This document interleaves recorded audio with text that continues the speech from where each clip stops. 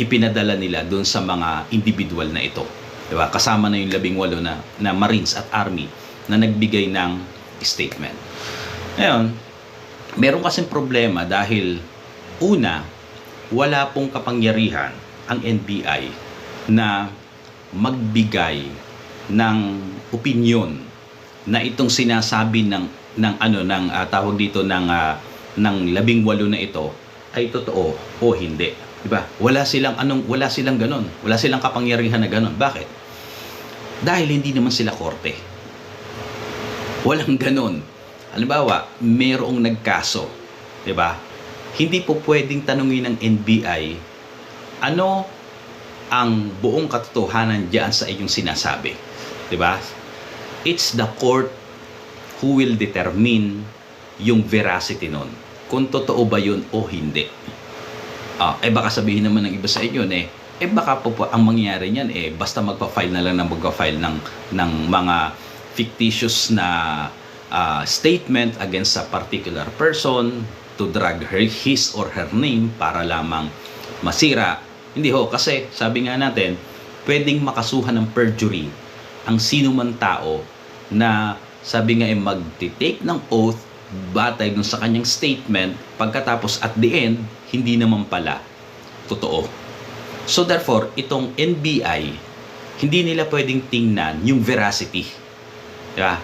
Hindi nila pwedeng tingnan yung veracity. Ang pwede lang nilang tingnan, may ebidensya ba kayo? Diba? Nakita nyo ba mismo? Meron bang magko-corroborate doon sa inyong mga statements, sa inyong mga allegation? That's it. And only the court can determine, sabi nga, the truthfulness nung kanilang mga statements.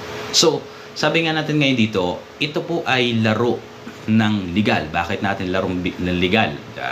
Kasi, ganito, although, questionable yung gagawin ng NBI. Di ba sinabi ng mga 18 na tama, totoo yung aming mga statements. Actually, we sworn before notary public sa isang abogado, di ba? So therefore, pinatutunayan namin na kami ang gumawa niyan at lahat ng sinasabi diyan ay totoo. Diba? So dito na pumapasok yung trick. Ano na to? Kumbaga ibibendalo na to ng NBI. Pagdating doon sa NBI, ang gagawin nila ay kanilang i-check di umano ang truthfulness and the veracity of the statements o nitong mga 18. And sabi nga natin, ang gagawin na nila, magiging konklusyon nila dyan ay hindi totoo yan. Yun ang kanilang magiging konklusyon kasi they are the one who's investigating the statements And therefore, kung hindi totoo yung sinasabi nitong 18 na ito, base dun sa kanilang statements, pwedeng magbigay ng certificate itong NBI na lahat ng sinabi ninyo dyan ay kasinungalingan.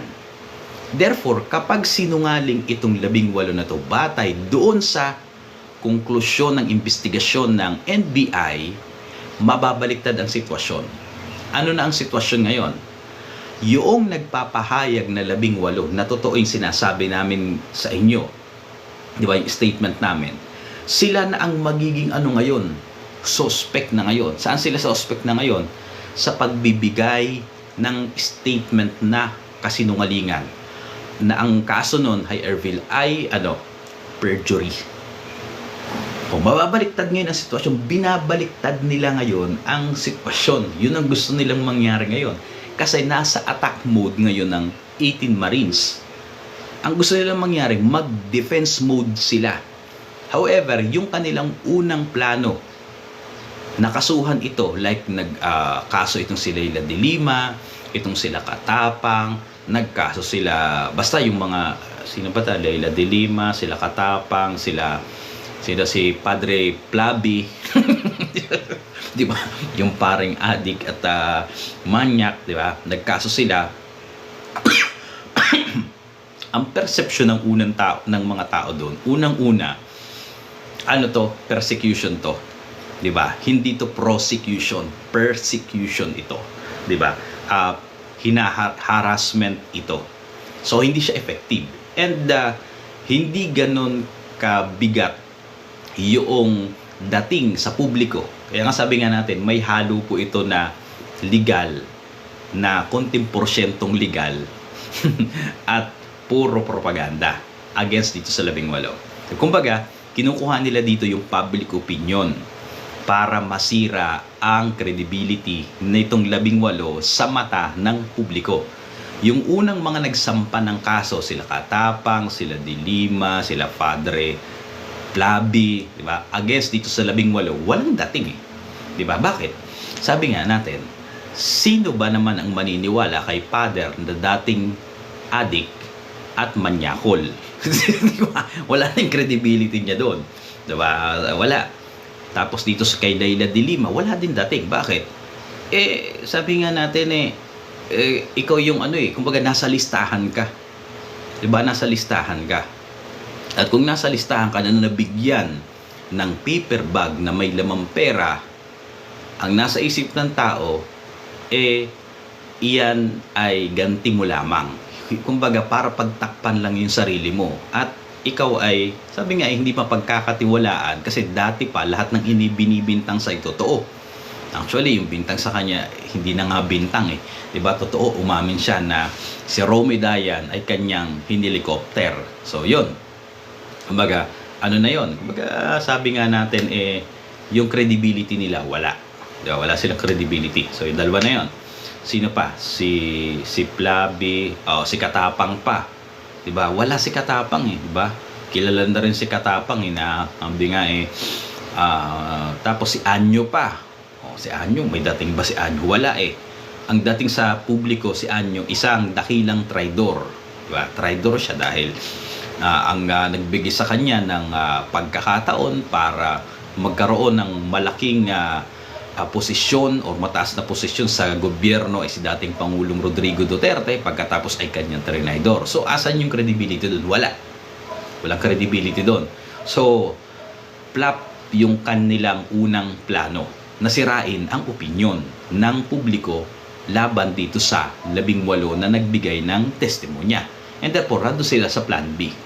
Doon sa plan B, ang gusto nilang mangyari ay kumbaga, walang magfa-file, 'di ba? Walang magfa-file ng anumang kaso sa 18 ito, kundi ang gagawin nila ay mag-e-extract sila or gagawa sila ng mga kwento batay sa isang legal na proseso, 'di ba? As if legal process. Tapos sasabihin nila na, kita nyo na, hindi totoo yung sinasabi nito. Nitong 18 na to. Ano yung as if legal process, pero yun naman ay binendalo nila. Yung investigation nga na ipinipilit ngayon ng NBI, di ba? To check the veracity and the authenticity noong kanilang mga statements. Kasi once na sila ay nag-imbestiga at makagawa sila ng konklusyon na hindi totoo yung inyong sinasabi, mababaliktad ang mundo. Di ba? May perjury kayong kaso, therefore hindi kayo katikawatiwala, kayo na ngayon ang aatakihin. Defense mode na ngayon. Pagkatapos, yun ang kanilang ilalabas sa publiko, sa mainstream media, sa social media. At di ba nagsimula na nga yan mismo dun sa direktor ng NBI na si Matibag. Ano sinasabi niya? Unti-unti na niyang sinisira yung katauhan nitong mga ito. Halimbawa, sinasabi niya na kaya naman ganyan yung mga yan dahil walang kabuhayan, walang pinagkakakitaan. Mahirap, kaya tinanggap yung kanilang mga baka may nagbabayad dyan. Doon pa lang sabi nga, pwede ding mangyari yon, pero turn off yung ganong klase ng mga linyahan at naratibo. Bakit? Instead na makakuha ka ng simpatya para masira itong 18 na to, lalo mo pang dinagdagan yung simpatya nitong 18 na ito. Bakit? Ibig sabihin pala, kapag mahirap ka, hindi ka pwedeng magbigay ng totoong testimonya. At kapag mahirap ka, automatic na ikaw ay nababayaran. Ganon ang pinalalabas nila. So, sinisira nila yung credibility ng 18. And ngayon, pumasok na nga yung investigasyon. At dun sa investigasyon, sabi nga natin, babalik ta rin nila. Diba? Babalik ta rin nila ang gagawin nila, kakasuhan nila ng perjury. O, kaya nga maagi si Attorney Baligod ayoko na papupuntahin nyo ng individual. Ang usapan natin ngayon ay kahapon, di ba? Sabi ni Attorney Baligod, ang usapan natin is titignan nyo lang yung background nung individual na ito. Wala kayong sinabi na titignan nyo yung veracity and truthfulness nung kanilang mga statement. Hindi sila prepare doon. Baka sabihin naman ng iba na, kita mo na, kung prepare yan anya kahit anong oras. Diba? Kung totoo ang sinasabi niyang mga yan, kung kahit anong oras, tanungin mo, palibaliktarin mo, bagong gising man yan, puyat man yan, lasing man yan, ikikwento niya at maikikwento yung totoo. Iba po kasi pag naandun ka na Diba? Papaikot-ikuting ka na, kahit totoo yung sinasabi mo, pwede kang butasan dahil hindi ka prepare. Saan ka hindi prepare? Doon sa mga ebidensya na iyong ipipresenta na susuporta sa lahat ng sinasabi mo. Kasi pag nandun ka na, pwede kang tanungin, asan yung katunayan mo na totoo na ganito yung naghatid ka ng ganito? Meron po, asan nga? Wala. Ipipressure ka na. Kanina sinabi mo ganito. Ganun ang gagawin niya doon. Tapos, yung mga ganun na, yung mga ganung statement, yun ay recorded diba? On the record lahat yun. At doon sila magbabase sa record. At doon sa record na yun, pwede nilang i-splice yung record na yun. Diba? At gawan ng kwento yun against doon sa mga nagbigay ng statements. Kaya, mahalaga na kung ipapatawag ka ng NBI, lalo na itong 18 na ito, dapat detalyado at nakalagay doon sa subpoena ano lamang ang mga specific na pwedeng itanong sa'yo at hahanapin sa'yo. Diba? Kaya yun yung ipinaglalaban ni Baligod. Bakit ang titingnan ninyo is yung about statement? Wala nga kaming dalang ebidensya. Akala ko ba yung personality, yung personal lang na information? Kaya nga ang daladala nila, yung mga, sabi nga, serial number nitong mga member ng mga, dating member ng Marines at Army. Doon sila prepared Diba? Doon sila prepared. Kasi, sabi nga natin, pag nandun ka na sa ganung sitwasyon, kahit totoo pa yung sinasabi mo, pag pre-pressure ka na at pinukpo ka na sa pagtatanong, tapos sasabihin pa sa'yo, wala kang ebidensya, meron ka, hindi mo nga lang nadala. Ang sasabihin sa'yo, nasisinungaling ka, wala. Diba? Hindi totoo yan. Ano? Ikaw naman, kasi may, kumbaga merong dyan, may science dyan diba? Psychology dyan Kasi nga, ang ginagawa kasi nung iba dyan, ay sa investigation pwedeng paulit-ulit nila at itatak sa isip mo na yung totoong nangyari at totoong nasaksihan mo, maging sinungaling sa utak mo, magkakasila ng doubt sa'yo. Diba nga sabi nga natin, kapag paulit-ulit mong naririnig ang isang bagay na kasinungalingan, yun ay nagiging totoo sa iyong perception kahit hindi totoo, kahit kasinungalingan. Pag nandun ka, hindi lang paulit-ulit mong maririnig yun dahil paulit-ulit na sasabihin sa iyo, kundi may pressure pa. Diba? May pressure pa sa iyo. So, dalawang factor. Lagi mong naririnig na hindi totoo yan, walang ebidensya. Pagkatapos, yung hostility of the environment doon sa four corners nung investigating room ay magpe-pressure sa iyo. Sa bandang huli, bibigay ka. Diba? Iyon ang kinakailangan maging prepare itong 18. Although sabi nga natin Marines, pero sabi nga natin physically they are very fit. Di ba? Pero pagdating sa ganung pagkakataon, pag pinaikot-ikot ko na, sasabihin mo yung totoo, pwedeng out of context yung kanilang ilagay doon sa record. So that's why itong sila Attorney Baligod, sila Attorney Topacio, they did not allow such kind of interrogation from the NBI kasi custodial investigation na yung mangyayari. Custodial investigation na yun. Ngayon, sabi nga natin, bakit ang sabi nga natin is bakit pinipigilan itong 18 na to, diba?